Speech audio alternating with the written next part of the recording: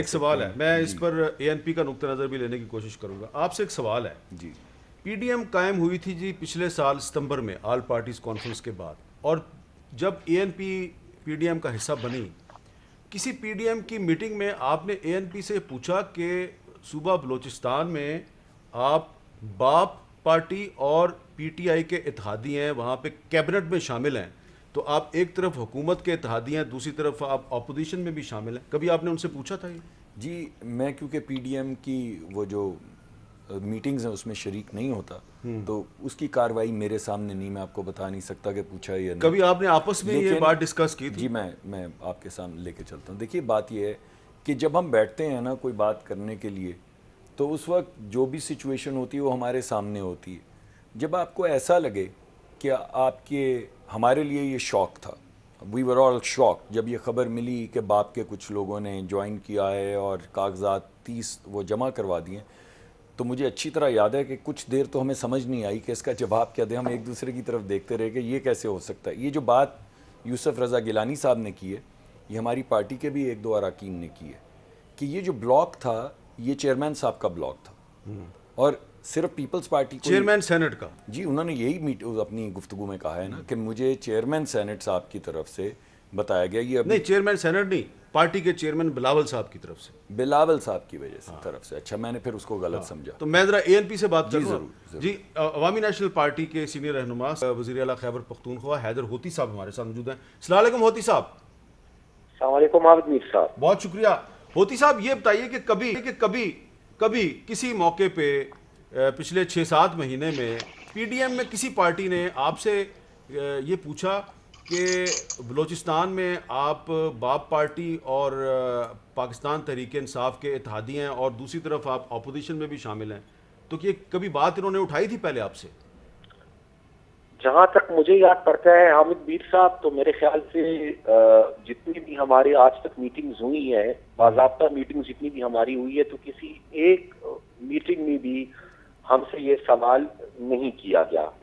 اگر ہم سے کوئی یہ سوال کر دیتا تو ہم اس کا جواب بھی دے دیتے، لیکن چونکہ کسی نے سوال ہی نہیں کیا اس لیے ہم نے جواب بھی نہیں دیا. تو آج آپ بتا دیں کہ کیونکہ آج آپ پی ڈی ایم سے علیحدہ ہو گئے ہیں، تو آج یہ جاتے جاتے آپ سے میں سوال پوچھ لیتا ہوں کہ ابھی بھی آپ بلوچستان میں باپ پارٹی اور پی ٹی آئی کے اتحادی ہیں، تو وہاں پر آپ اتحادی ہیں اور آپ نے آج بھی کہا ہے کہ ہم اپنی اپوزیشن کی سیاست برقرار رکھیں گے، جاری رکھیں گے.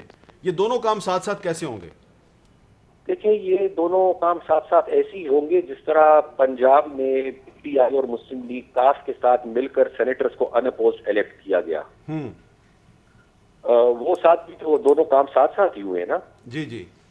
تو ظاہری بات ہے کہ یہ کام بھی دونوں ساتھ ساتھ ہی ہوں گے. میں صرف اتنی گزارش کرنا چاہتا ہوں حامد میر صاحب کہ اس سے پہلے جب سنجرانی صاحب پہ عدم اعتماد کی تحریک لائی گئی تو اس میں آپ کے علم میں ہے کہ کافی بڑی تعداد میں سینیٹرز نے ووٹ نہیں دیا پارٹی لائن کے مطابق. جی آج میں صرف یہ پوچھنا چاہوں گا اگر گستاخی نہ ہو کہ ہمیں شو کاز نوٹس دینے کی بجائے کسی نے یہ زحمت کی کہ اپنے ان سینیٹرز کو شو کاز نوٹس دے دیتے جنہوں نے اس وقت پارٹی کی لائن کے مطابق اپنا ووٹ نہیں دیا تھا.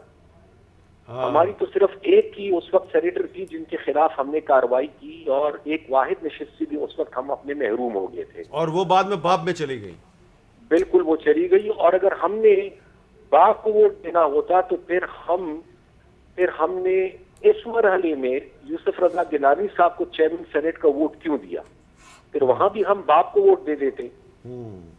ایشو اصل ایکچولی یہ ہے کہ پی ڈی ایم میں 2 کینڈیڈیٹ سامنے آ گئے تھے، ایک مسلم لیگ کا تھا اور ایک پیپلز پارٹی کا تھا. بالکل یہ بات پہلے طے ہوئی تھی کہ لیڈر آف دا اپوزیشن جو ہے وہ مسلم لیگ کو وہ سیٹ دی جائے گی، لیکن جو کینڈیڈیٹ وہ سامنے لے کر آئے میرے لیے قابل احترام ہے. میں تو ان کو زیادہ جانتا بھی نہیں ہوں، لیکن پیپلز پارٹی کے دوستوں کو ان حوالے سے کچھ تحفظات تھی. اچھا ہونا تو یہ چاہیے کہ ان تحفظات کو دور کیا جاتا، اور ظاہری بات ہے کہ مل بیٹھ کر ہی اس کو دور کیا جا سکتا تھا.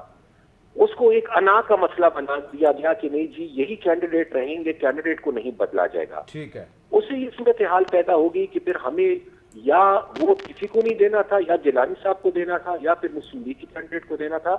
میں اس بات کو تسلیم کرتا ہوں کہ ہم نے یوسف رضا گیلانی صاحب کو ووٹ دیا، اور کیوں دیا. اگر مجھ سے وضاحت مانگی جاتی میٹنگ میں تو میں یہ بھی بتا دیتا کہ ہم نے ووٹ کیوں دیا.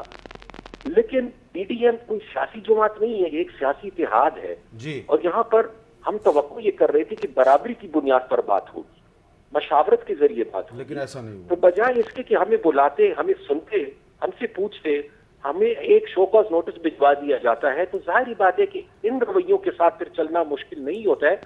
اور اب میرے خیال سے دیکھنا یہ ہوگا کہ آگے پیپلز پارٹی نے مشاورت کرنی ہے, وہ کیا فیصلہ کرتے ہیں وہ تو پیپلز پارٹی کو پتا ہوگا.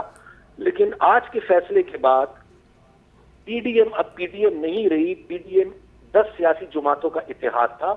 آج اس میں سے ایک جماعت کو میں یہ کہوں گا کہ باہر کر دیا گیا ہے مجبوراً دیوار سے لگا کر ہمیں. ٹھیک ہے. تو اب تو وہ اتحاد نہیں رہا. لیکن بہرحال ہم نے آج جو فیصلہ کیا ہے وہ اس کی جو بیک گراؤنڈ تھی وہ میں مناسب سمجھتا تھا کہ آپ کے سامنے رکھ دوں. بہت بہت شکریہ